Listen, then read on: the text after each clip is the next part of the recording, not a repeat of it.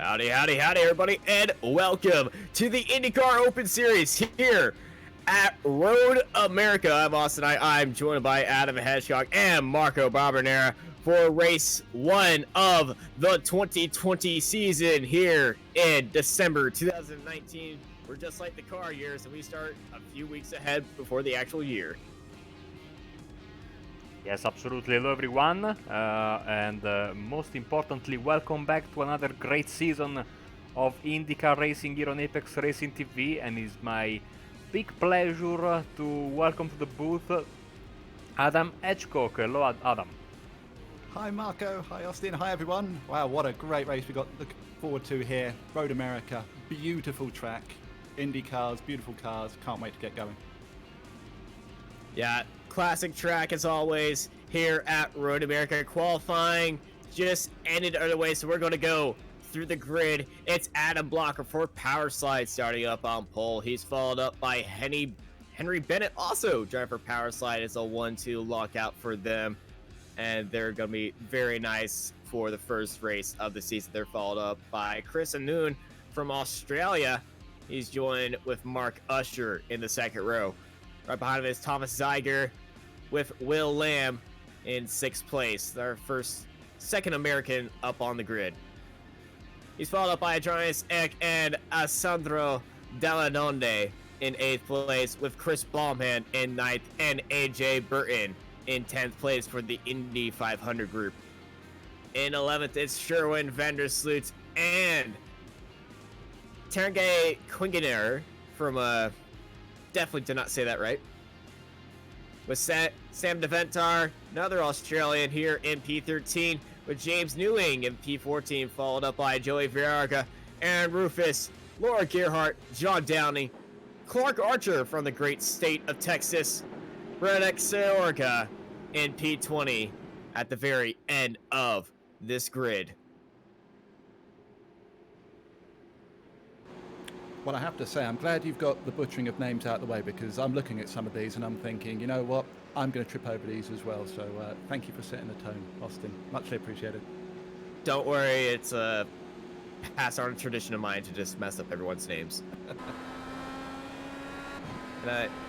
Late start from Radek. He's going to get a good old hot lap in here as he's going to try to catch the rest of the field.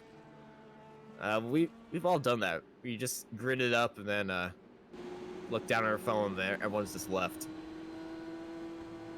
That might work in his favour, though, to be fair. Like, if he's driving a lot quicker, he could be warming his tyres up that little bit better. That'd be a good option. True. They are on the tire model 6, not a NTM 7 like most of the other people are. We're on the back end of AJ Burton, who has pipped out his car with a lovely ARTV logos, and I believe that's the Marco Barbonera pig on his driver's side right. It is, yes. I have not asked for it, but it is there, so good. I really appreciate the gesture. That makes me scared to where if one of the drivers put my dog on their car now.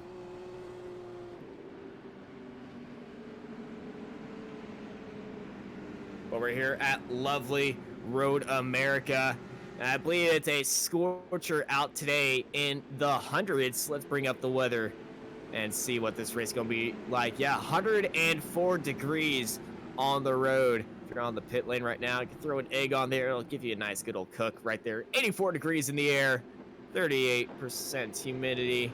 And it's going to be a pretty cloudy race. Oh my chrome. Hello, Santino Ferrucci. That is beautiful. That is absolutely beautiful. I mean, look at that. Get a TV cam on that. Let's get a TV cam on this. Just. Oh yeah, that car sticks out like crazy. Oh, look at that. Oh yeah. I can assure you, as a VR user, those cars are the bane of my existence. They really are. Well, as non-VR users, these things are beautiful. Anyway, as the field makes its way through Canadian corner with just a few more corners to go, we're about to get underway here at Road America Adam Blocker and Henry Bennett are leading out the field following the Porsche safety car as they go through the final corner of the Porsche safety car. About to line up and head out into the pit lane. Adam Blocker in that blue car. He's leading up the field. It's going to be a slow pull. When is he going to go? We're underway for the season 1.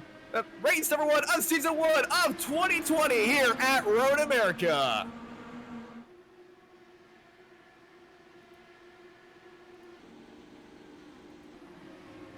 And Alessandro Daldone is already retired into the pits, but it's been a great start by Adam Blocker. Will Lamb jumping a spot as well. AJ Burton making up 3 spots off the line. No real drama that I can see right now as we're on the roll bar. Mark Usher, he's following it right behind Chris Unknown. The Australian sitting up there in 3rd place as they're heading into treacherous turn 3. Henry Bennett going down to the inside. Unknown around the outside. I think he's going to hit it. Bennett's around. Bennett's around up onto the inside of turn 3. He might have some damage, but I think that was a self-spin. That's a shocker from Bennett. He's going to be distraught with that. Absolutely, he's the man in form coming into this race.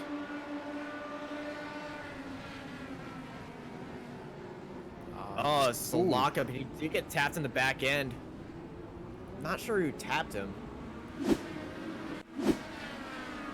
It looked like he was just being a bit too cautious on the brakes. He didn't want to drift out into the car on the outside. Yeah, you rarely see a lockup and a spin from Henry Bennett. He's been so consistent on the road courses, and that's just a feeling that we're not used to. So,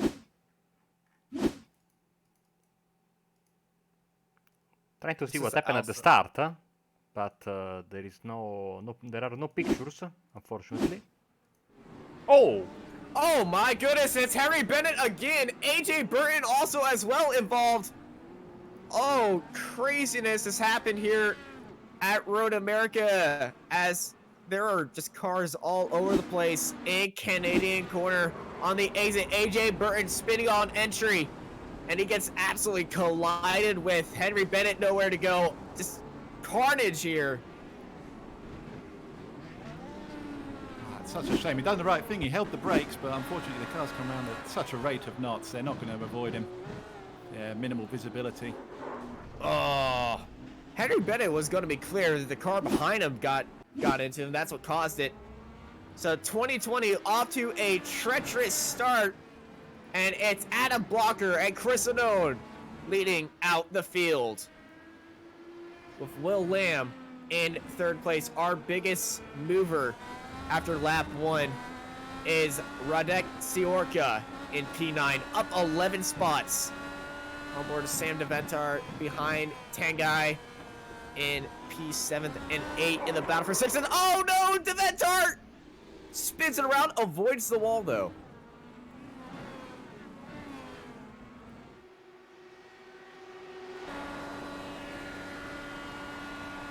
Riding on board with Adam Blocker, looking back at Chris Unknown. Chris, you haven't really seen a lot of him, but the high presence of Australians joining in on the races now is just showing us how big this series is growing. Well, he's certainly got his work cut out for him against Blocker. Blocker's competed in 1 official already so far this week, and he won it convincingly. Led every lap, put it on pole position, run away with the race. So, yeah, he's got his work cut out against Blocker. Definitely, as they're heading into turn 1 right now. 25 lap race here at Road America. It's going to be a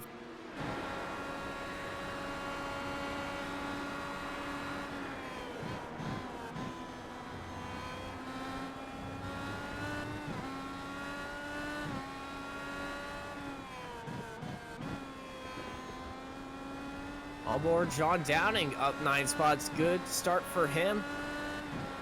Haven't seen a lot of John today because he started in the back. So we're on board with Alessandro Daldone after that pit lane start. Still don't know why he did that in that beautiful mellow yellow car.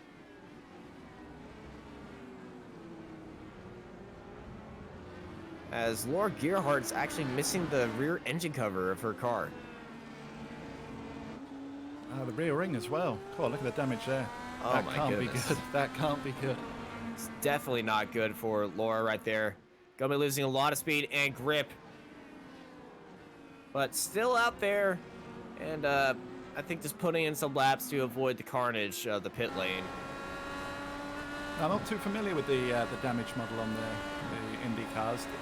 Do you get replacement parts? I know some cars you get your panels beaten out if you got dents. Do Indy cars have replacements? Oh!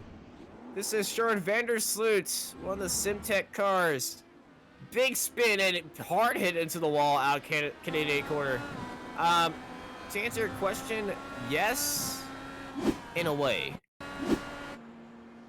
But first, let's see what happens to Sherwood right here. Is it a lockup? Nope. It's just being too anxious on the throttle. I wonder if these extreme temperatures are playing into that. There's a few people we saw with Bennett on the first lap, and again there, it's catching drivers out maybe. Well, it's 104 degrees on track, and hot temperatures just turn these tires into just chewing gum, and it's just, you know, you want to warm up the tires, but with the hot temperatures on track, it's just not going to have enough grip on these corners to take it full tilt sometimes. As, oh, Tanguay. Kromgar, big spin in turn 3. He's going to rejoin the track just ahead of Radek Syorka, the biggest mover in the field. And I think he's going to keep P6. Good recovery for that beautiful chrome car.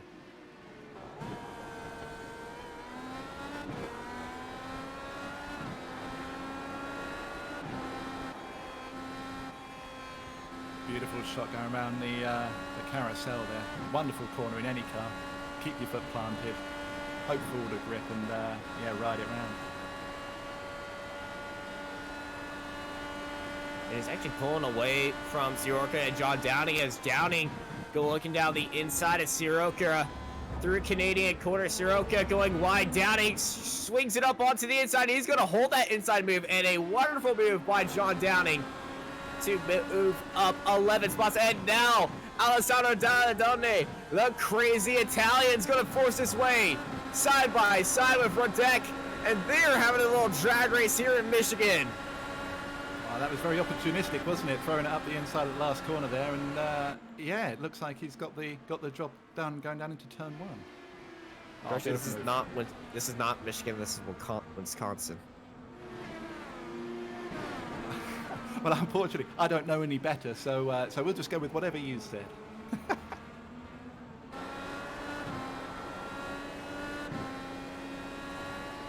But yeah, Alessandro gets the move on Radek, and now we have a tie for the biggest mover in the race. John Downing and Radek Syorka both tied at 11 spots. And oh, big lockup from Sam DeVentar. Nope, that was... Is that a lapped car? Yeah, it was the lapped car of Thomas Zeiger.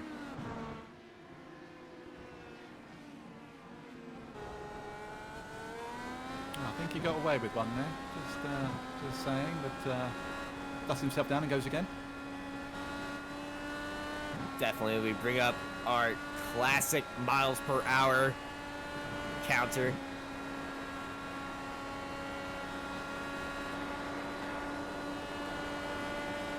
Right on board for Alessandro Dalladone.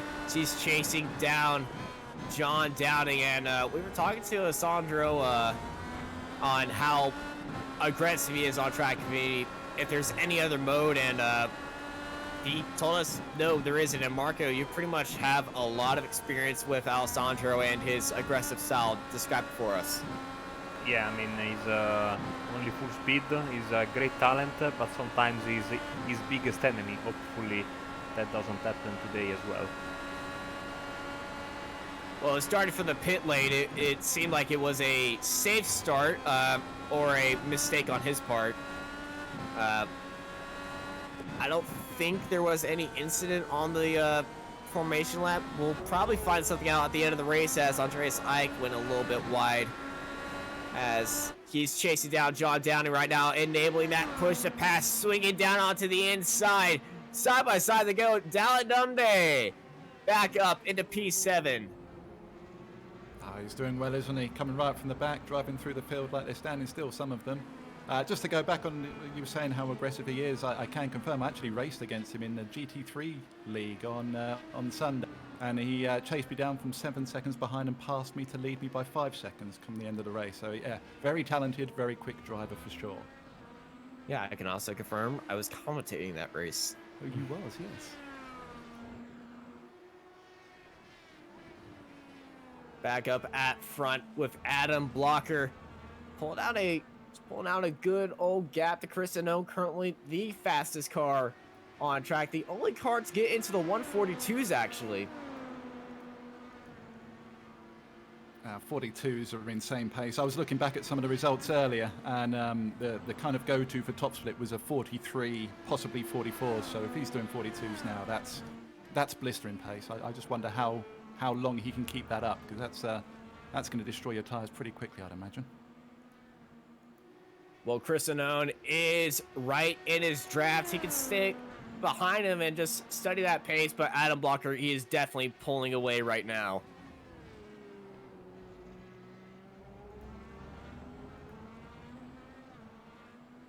Worryingly for everyone else, he's looking really smooth with it as well. He doesn't look like he's pushing it too hard. It all looks in control, nice and neat and tidy, nice and smooth. That's got to be a worry for everyone else. I mean, just look at the gap behind these front two. They've pulled away massively. One word, alien. Yes, you're not wrong. There we go. Nearly 8-second gap back to third place. That's impressive. Oh, who's that running wide? That is Tanguy in that beautiful chrome Verizon car. That's the second time we saw him pull away and then get very loose in turn 3. Might be struggling up onto the brakes as here comes Alessandro Daladone closing down on that chromed Verizon car.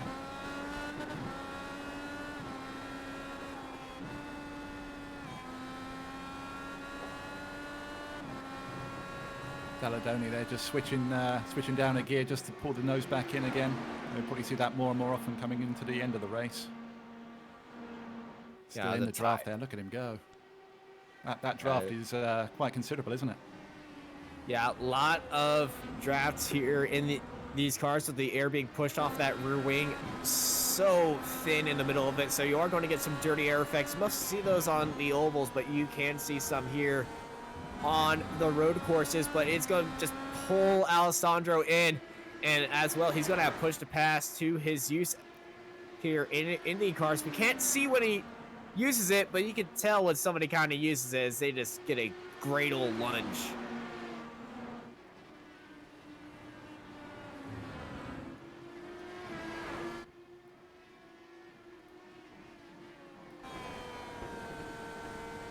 Coming out of turn 3, technically turn 3 here at Road America. I call it turn 2 because honestly it's 2 turns right there.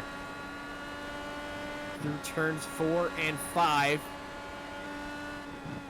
Alessandro very late on the brakes, almost getting onto the curbing, but he kept it nice and clean. We've got a driver jump back to the pits. Mark Usher seems to have had a problem. He's now in the pits getting some repairs. Comes out of Canada corner. It's over the little rise. Oh, he's just pulling off to the side. I wonder if that's a technical issue of some description. Certainly no crash to see that.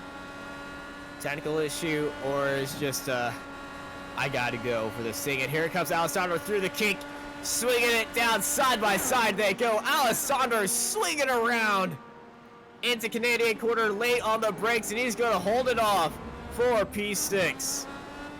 What a move. Just nothing you can do against that, is there? He pulled out early. You can't defend. You can't block. That's another great move from Daladone. Definitely driver of the day material as we're sitting on Tanguy. He's looking behind the Italian.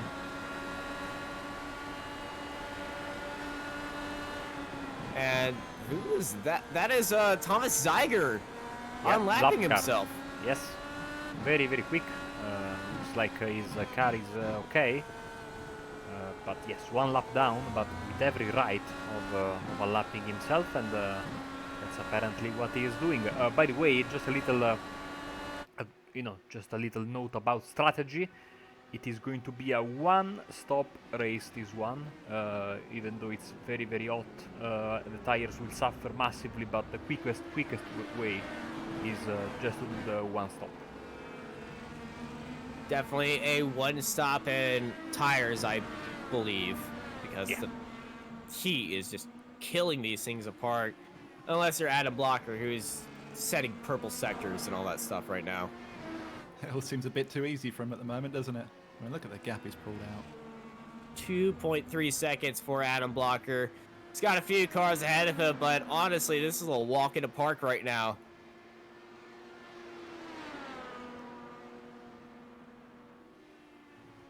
New fastest lap, 1:42.863 for Adam Blocker in Power Slide.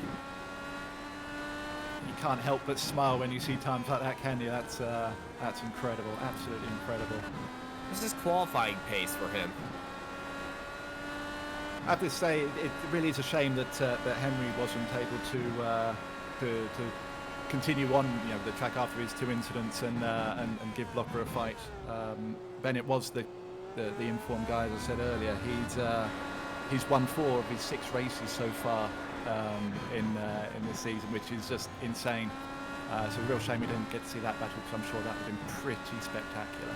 Well, speaking of that battle, it can kind of happen right now as Bennett and Blocker are right next to each other, but Bennett is a lap down now.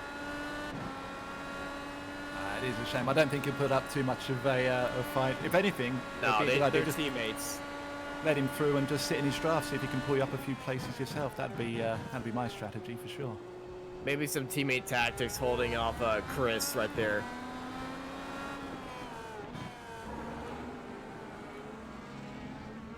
Looking at John Downing right now as he's closing in on Tanguay. John trying to go for that biggest move reward, but Tanguay's pace, he pulls away, and then he's not the most consistent of drivers.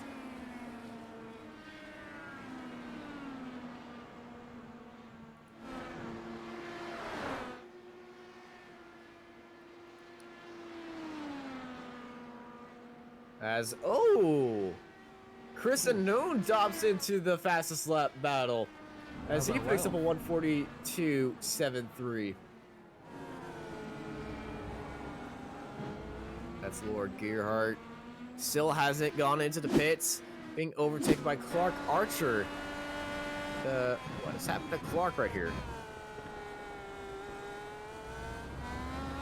There's Laura, and Clark just gonna easy position. And that very shiny car.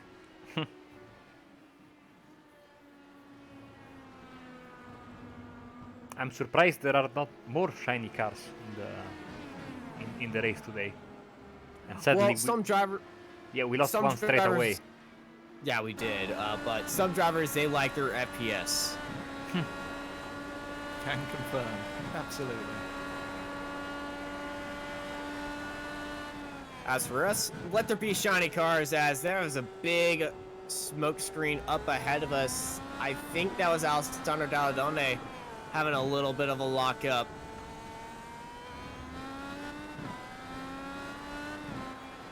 Seems like Downing is, closing in, but he's missing maybe that extra bit of, I wouldn't say speed, but Oomph.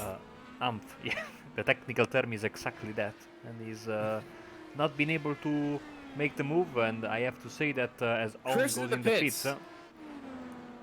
Yeah, Chris Owen is in the pits. Basically splitting the race in half. Yeah, he is, and definitely going to be a halfway stop in his matte car, which is something I've been seeing a lot of. People love the matte liveries, and he's got a nice mix of matte and regular pearlescent on his car. So we'll see if the undercut works for him. Blocker last time by put in another 42.7. So yeah, he's getting faster and faster. It's unreal. If he's doing this on half race old tyres, by the time he comes out after his pit stop, it's going to be electric. But interesting to see if this early stop pays off. Yeah, definitely. Our eyes will be glued to the screen for Chris Owen, who's dropped down to 8th place right now. And he's got a wide open field. No one's really around him. As, ooh, big spin for Sharon van der Sloot.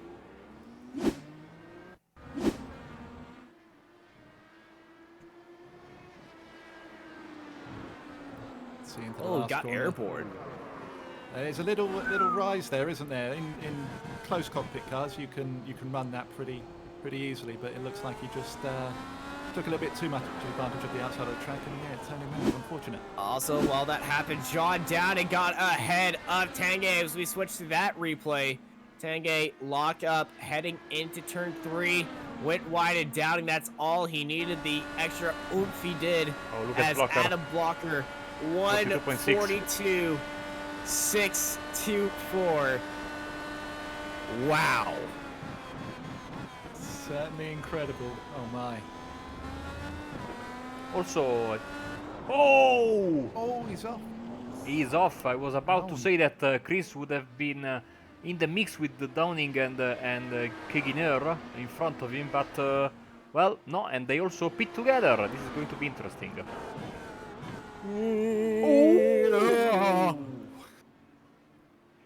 All right.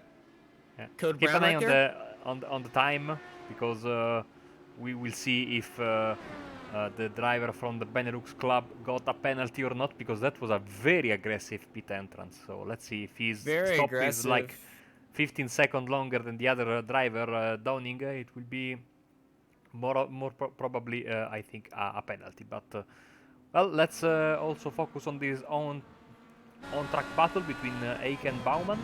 Baumann creeping in lap after lap on Andreas Seik of Team Talent. This could be interesting. Let's see also the situation here. No penalty. Brilliant stop. And I tell you what, it's John Downing with the penalty, I think. Or damage repair. It might be both, or Downing does have a penalty going on.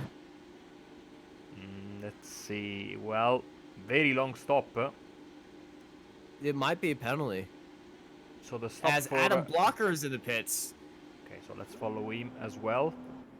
Very long stop for John Downing, and Will Lamb also is joining the party. Same for Andreas Seik and Chris Baumann. This is great news if you're Chris, but Chris went off track as John Downing goes off right now. We'll have to talk to him after the race, see if he did get a penalty after that very weird pit stop. But it's a pit lane party right now as the top 5 have all gone into the pits the exact same time. Chris Anon is on the front straight, coming right back down. But Adam Blocker is in. He's out. He's smiling. He's still in first place. Unfortunately for Chris, that little off has cost him so much time. So much time now. And he's not back on the pace either. A 44.1 for his first flying lap. It's just not good enough when you're racing an Adam Blocker, that's for sure. Baumann jumped Ike in the pit cycle. So this is going to be interesting. And here comes Daledonne also out of the pits in P6.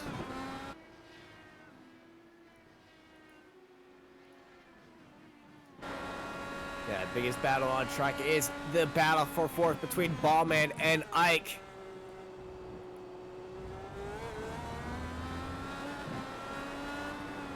As I am certainly excited for this season of IndyCar. I hope you guys are too, as we got a great battle between Soroka and Van der Sloot. Van der Sloot going down the inside into turn 2. Easy as pie for Sharon van der Sloot.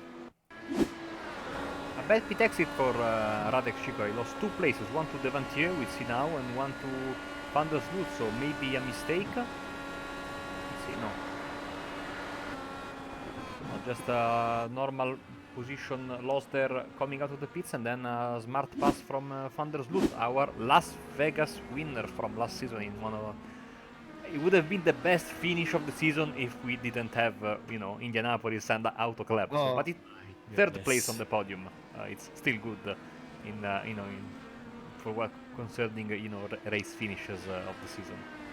Speaking of race finishes and exciting races in the upcoming 2020 season, there are some notable races going up. We got Pocono next week, which always brings some wild fun.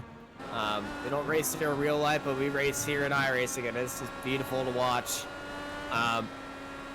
These cars tackle the triangle. Also, interesting, the double header at Homestead on the oval and then the road course. It's gonna be a big old 2 weeks there in Miami. Also, racing at Spa. It's gonna be fun. And Richmond and Iowa, some short track action. It's gonna be a exciting season, definitely. I just had to admire how precise Archer was there entering the pits. He absolutely nailed it. The pit entry, he got it slowed down right on the money. That was absolutely glorious. Yeah, some of these drivers, it's a very rare practice people do. They do practice their pit entries here in the IndyCar series. Something that I don't see a lot of lower division drivers doing, but in most of the series, you don't get a lot of people practicing their pit entries. And here in the IndyCar series, the guys that take it really seriously, they practice every bit of that, especially going into the pits.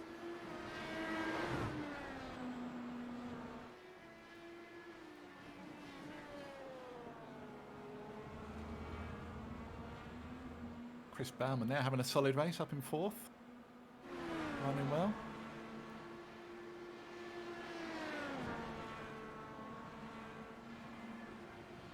Yeah, he's had a very comfortable race. Moved up 5 spots from where he started, sitting in P4. Up 76 I rating.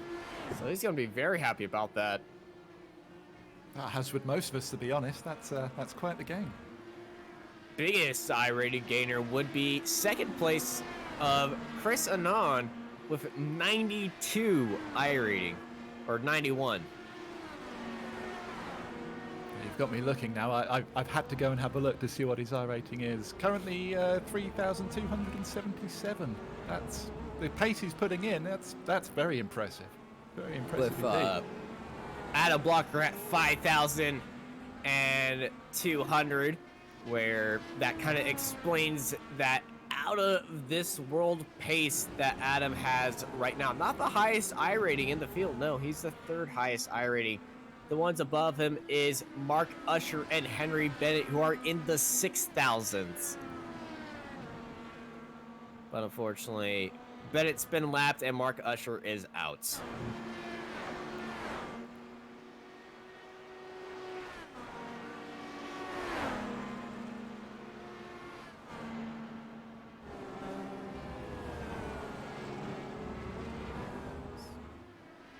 We bring up the pit stop strategies right now.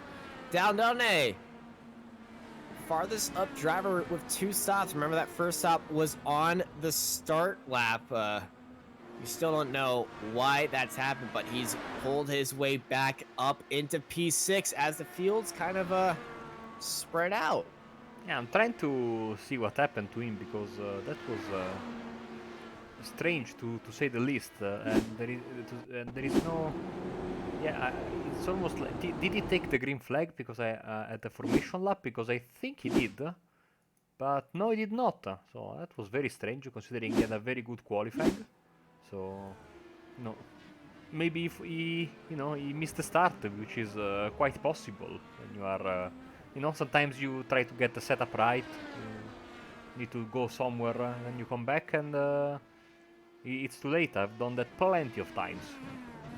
Is he doing what he did at Mosport last season? Was he texting a girl? No, he wasn't texting his girl. He was listening to Taylor Swift during that race. in the past he was texting while driving, which was never a good idea, even on iRacing. Maybe it's just a weird flex. Maybe he said, well, you know what, the cameras are on us. We're kicking off this this new season in IndyCar. Why not start from the pits and show everyone how good I am? Yeah, it could be. I mean, knowing the guy, it's in the realm of possibilities. In the previous lap, personal best for Tanguy Keginer, which I think is Austin's new favorite driver, with his beautiful and easy to pronounce name, and he is enjoying a very nice debut race. He had a couple of mistakes there, but he's holding his own there and enjoying a very good 7th place provisionally. Also great livery, and if I am not mistaken, Niki Lauda tribute helmet. We can just see a little bit of that on the bottom right of the camera. Little bit of a calm moment in the race, so let's go through a recap and see that Adam Blocker is your race leader, and just say that we have a mistake from James Newing, and now he's in a very precarious position, doing a 3-point maneuver in one of the toughest corners of the track. He is already 1 lap down, unfortunately for him, and diligently waiting for the pack to go through. Let's see what happened to him. He also was in front of Aaron Roofs, so Roofs gained a position. Roofs, of course, famous for his incredible 2nd place in Indianapolis by inches, just behind Henry Bennett, going past the start-finish line while flying, and on top of another car. Yeah, it was the most crazy finish we've ever witnessed here. I'm pretty sure it might make it into that late iRacing not top 10 November video, which I've contacted them about. They said it was late. They were waiting for me to submit that clip, actually. But yeah, it was absolutely insane. Fighting for position. Henry Bennett's car with a little bit of damage, I'd say. And, of course, Gerhard in front of him. I've finally repaired that car. Yeah. Good as new. Definitely good as new. That Starbucks car looking nice as ever, as Bennett swinging around the outside and carrying it for P15.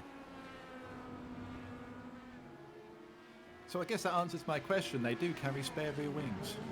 Yes. It has been a long fight from the IndyCar community to get repairable rear wings, and they came towards the end of the life cycle of the DW12, and it was a very welcome addition. The only problem is, maybe we can jump on board with Laura and see that if you get a little bit of a hit on the rain light there, and the rear wing is okay, you don't feel anything on the car, but the rain light is bent, the pit crew is so nice, they give you a full rear wing change, which is especially nice when you have to sit 30 seconds in the pits, especially when you are racing on an oval and doing a green flag pit stop. Very, very lovely. Better that than not having a changeable rear wing, because I mean, a few years ago it was crazy, because Juan Montoya won the Indy 500 in 2015, replacing an entire rear wing section of the car. And in iRacing in 2016, 2017, we were still, you got a little bit of a hit in the back, your race was basically over. So a nice change, to say the least, and glad that it has been kept for the IR18, which is now entering, I think it's 3rd year on the service, coming in February. So, nowadays it's becoming a car with a certain history here in iRacing, and I have to say it is very, very one of the best cars you can drive on the service. Yeah, the IR18 2.0 is what I call this car, after they added the shark fin protection device here in 2019, and the IR18 3.0 with the full-on aero screen. Whenever the iRacing Soon clock gets that done, we'll see what that does to this series. That's definitely something I'm interested in checking out. Again, being a VR guy, any of those little in-cockpit things, with the aero screen and whatnot, that'd be a real experience. Just hoping they don't put halos in. Well, it is a Halo with a screen. Well, yeah, but it's not like the old F1s with the big stand down the middle of it, is it? It's a more rounded thing. You can see straight out the front of it. No, there's a stand in the middle. Oh, is there? Oh. Yeah. I must have seen some old pictures then. It's very difficult to make it out from the pictures. I was fooled as well. And then, a friend of mine who's a lover of all these little technical details of the cars told me, no, there is the central pillar as well there. So that was the end of my excitement. But with the liveries on it, I saw Scott Dixon's car at the auto show they're having in Indianapolis right now. It has the full livery on the top banner of it. Looks like a lovely GT Sun strip on there, and it's just a beautiful thing to see that. Hopefully we can paint the halo as well when it comes the aero screen, A very nice full chrome halo. Someone is going to do a gold chrome. Actually make a halo out of it. As a battle for P16th, Laura Guerra and Thomas Zeiger. Thomas Zeiger putting out a lot of great laps, but unfortunately his start made it very hard. He's sitting in that draft, swings down to the inside, side by side he goes with Laura, swings back in front of her into the braking zone, ensuring P16. Yep, another great move there. Always good to see overtakes going down into turn 3. Such a big braking zone. Definitely turn 3. Oh. One of those as another mistake. He doesn't like that corner. It's a very hard corner. I hate it too. We're riding on board with the wild Tanguay Kanganar chromed out IndyCar. So he gets a little bit of an airborne after missing turn 3 again. So a lot of the gravel is getting stuck to that rear wing, making it pretty dirty. Let's see how the left rear liked this off-track moment.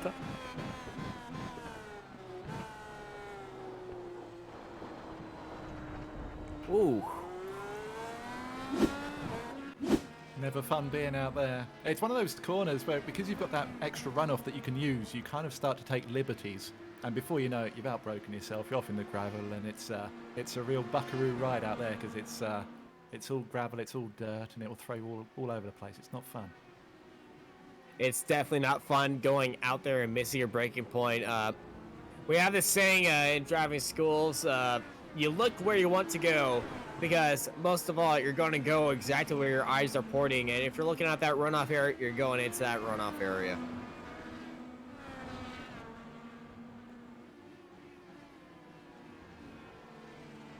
Oh, the gap that Blockers pulled out there, we can see in the timing tower. Over 20 seconds now. That's we have a saying over here in the UK. We call that different gravy. That's exceptional, absolutely exceptional. Here in America, it's just Oh, go ahead. it's just that's a beatdown. You're Curb not stomping wrong. is what we call it. I think Baumann is closing in on Lamb, and the gap is getting closer to 1.7 seconds with, I think, 3 more laps to go. But this could be a very, very tight battle, because he is gaining around half a second per lap. And Baumann, very quietly, has been, I think, the driver of the day for me, because he was able to get one over Andreas Seik after the pit stop cycle, so good strategy there. And now he has the pace, I think, for a podium finish. Well, he is lapping faster than Will Lamb, but does he have the pace and the overtaking ability to do it within 2 laps now? As he's currently sitting 1.5 seconds, so he's definitely within the window. He's going to be in the draft right now, and so this will definitely be the race for P3 on the final spot of the podium between Lamb and Bauman. Just to confirm what a great drive this is, Bauman in the car number 13 and Lamb in car number 11. So both of them, stellar jobs today. +3 and +5 positions respectively. Yeah, a lot of good performances from the lower number guys. Chris Anone, number 12, sitting in P2. So 13, 11, and 12, all in this little pack in second, third, and fourth.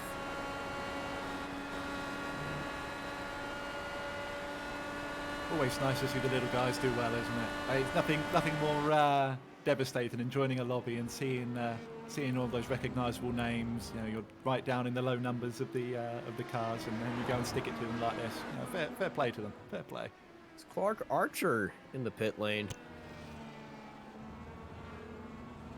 right now. I wonder what's happened to him as these guys coming around the final corner with 2 laps to go. Chris Anone, Will Lamb, 1 second separates it between them, and that brings up our battle box.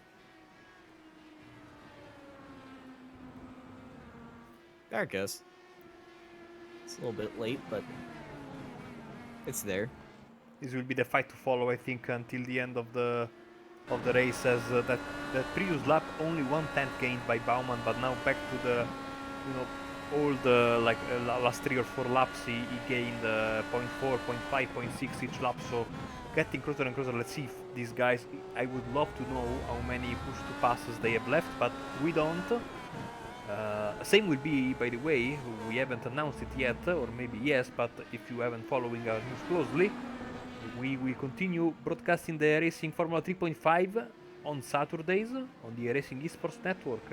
There as well, we don't know, thanks to Racing, how many push to passes they have, the DRS activations. But it makes up, the mystery sometimes is better. Mystery is better. I have learned from the top guys that they just use it every lap.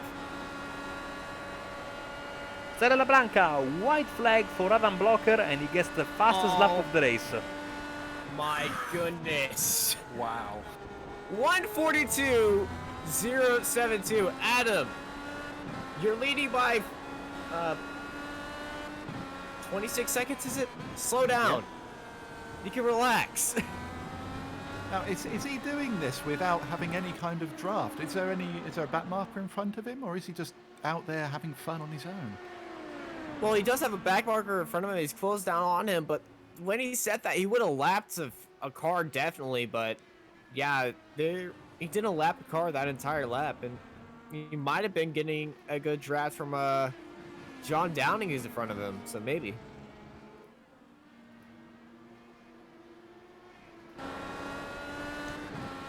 Just insane pace as Lamb and Bauman having a little bit of a drag race right now, heading into turn 3. Bauman only has a few more corners to go if he wants to take that 3rd place. He's closed up right on the back of Will Lamb, the Carolina driver, against Chris Bauman, the Benelux driver. Bauman looking so much better on the brakes at the moment, isn't he? Braking that little bit later. I wonder if Will's driving in his mirrors a little bit, just hoping that he can keep him behind as he goes wide there in the carousel.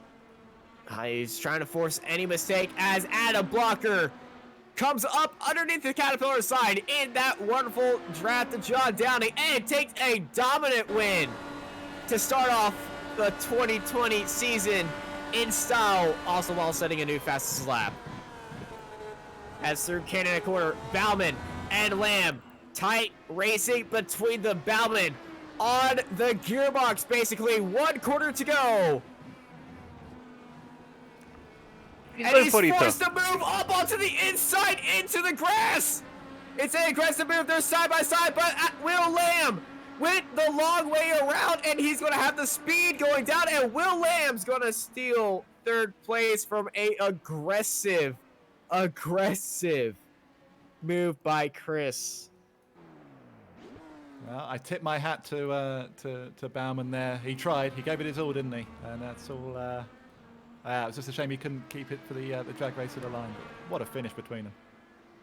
Thank you, Pizza Face, for keeping this wonderful stat for us. Adam, quote, Pizza Face right here.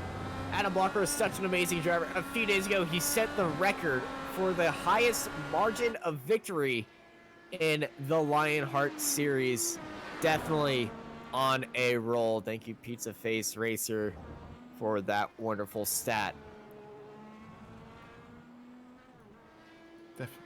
Definitely a man on form then. That's just incredible. Last lap of the race and he still goes purple. That's the stuff dreams are made of, isn't it? I'm sure all three of us would love to be able to do something like that.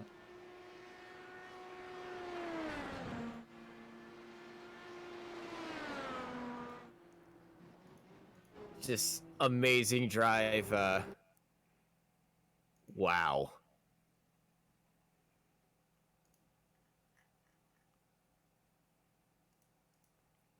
And for the first time this season, hoping that everything goes right, we should have the final race results for race 1 out of 12. Here we go. They work. Hey, there we go. Nice. And Adam, since it's your first time here, would you like to do the results? Sure, I would love to. Rounding out the first race of the season, Adam Blocker takes the win. A mere 29 seconds ahead of Chris Allen. Will Lamb brings it home in third, just ahead of Chris Baumann, the great finish that we saw there. Andreas Eick in fifth, and Alessandro Dalladone in sixth. Tanguy, I'm not going to try and butcher your surname, in seventh, followed by Sam de Ventia, Radek Sikora, John Downing, Sherwin van der Sloot, Chris Archer in 12th, Aaron Roofs in 13th, James Newing in 14th, Henry Bennett after a pretty rough race down in 15th, followed by Thomas Seeger, Laura Gerhardt, and Mark Usher. Oh, there's two more. You surprised me. Joey Vergara in 19th and AJ Burton rounding out the field in 20th place. Yeah, a very, very tough race for those two guys out on lap 1, but it's a dominant win for Adam Blocker, as we are waiting for some drivers to head in to the interview room. But Adam, refresh that race for us. What was your favorite part of it?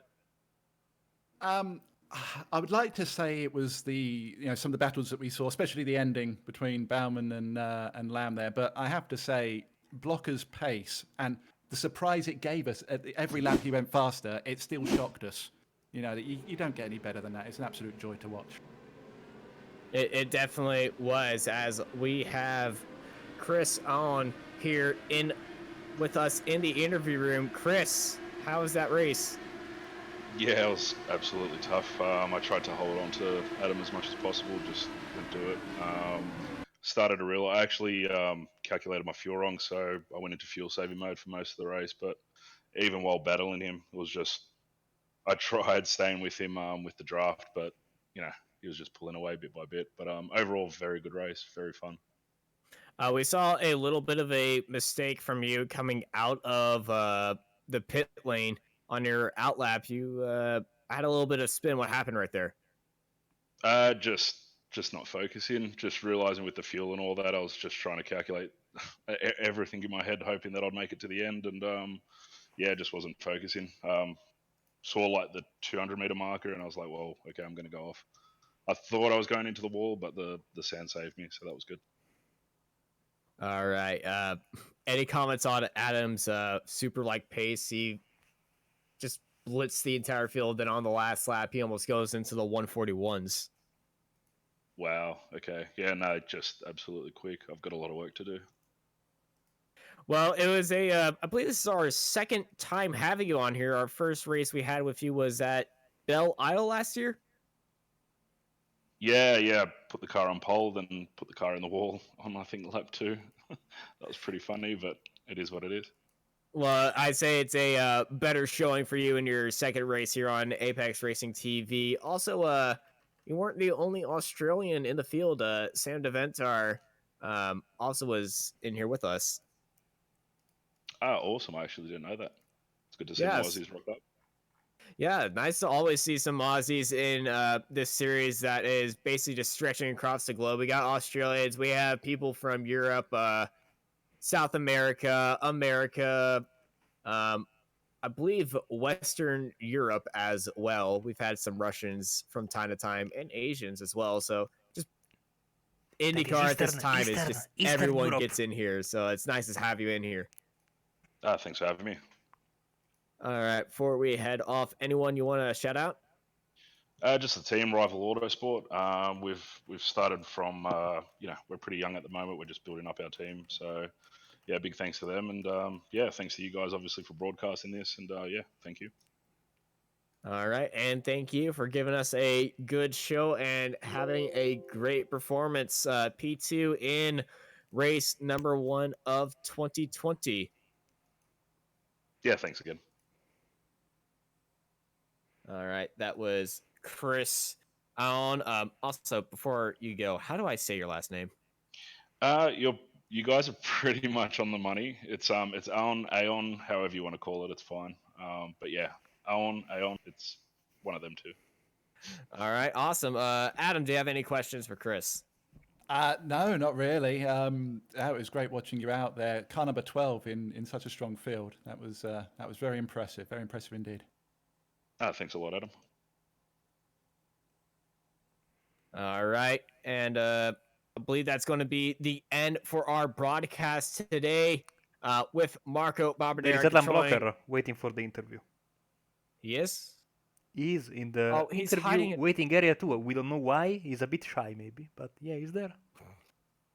All right, let's bring in the race winner, ladies and gentlemen, Adam Blocker. Yeah, how's it going? How's it going, Adam? That pace was insane. Yeah, I mean, I think Chris would have been closer if he hadn't had to save fuel, but or Henry if he hadn't made a mistake. But yeah, got pole. Was kind of surprised to get pole because I kind of messed up both my laps in turn 5. Was kind of expected Henry to beat me, and then I got a good start, and then I saw going into turn 5, saw Henry and Chris both braked a lot deeper than I did because they were fighting each other, trying to outbrake each other, and Henry just went in too deep, I guess, and locked a rear and spun, and Usher caught him, so he got damage, unfortunately. But yeah, and then from there, just leading Chris, I was pretty comfortable that because I thought I could see Chris struggling a little bit more than I was in slow speed corners, and I thought I had a straight line advantage too, so I wasn't really too worried. I made a couple of little mistakes, just I'm not sure why, but once I kind of got in a rhythm, yeah, I really wasn't too worried. Yeah, it seemed like you had everything under control. You pulled out a very comfortable 1 second gap to Chris, and then when he enabled that fuel saving mode, you just flew away to a comfortable, I believe it was 3 seconds before Chris went into that early pit stop, and you finished the race with a commanding 29-second lead. Yeah, like I said, I don't know if it was really representative because I think Mark and Henry definitely had something, and Chris we didn't have to feel safe, but I'll definitely take it. I'm not gonna complain. Yeah, it was definitely a dominant race as we're used to from you, honestly. But before we go and let you go, anyone you want to shout out? Just power slide for putting the set together. I think Henry did most of the work on this one. Yeah, and we've been strong at all the Road America races in the past week, and in Elite too. So yeah, I just want to thank you guys for covering another season of Indy Road, and looking forward to. We certainly are looking forward to this packed schedule as well. We were talking about a few of the tracks here. Out of this 12-week opening season, which weekend or weekends are you looking for? I think Spa will be fun because it's the week of Christmas. I think we'll get a lot of crossover participation from other series. I hope at least. that's kind of the goal of putting it there.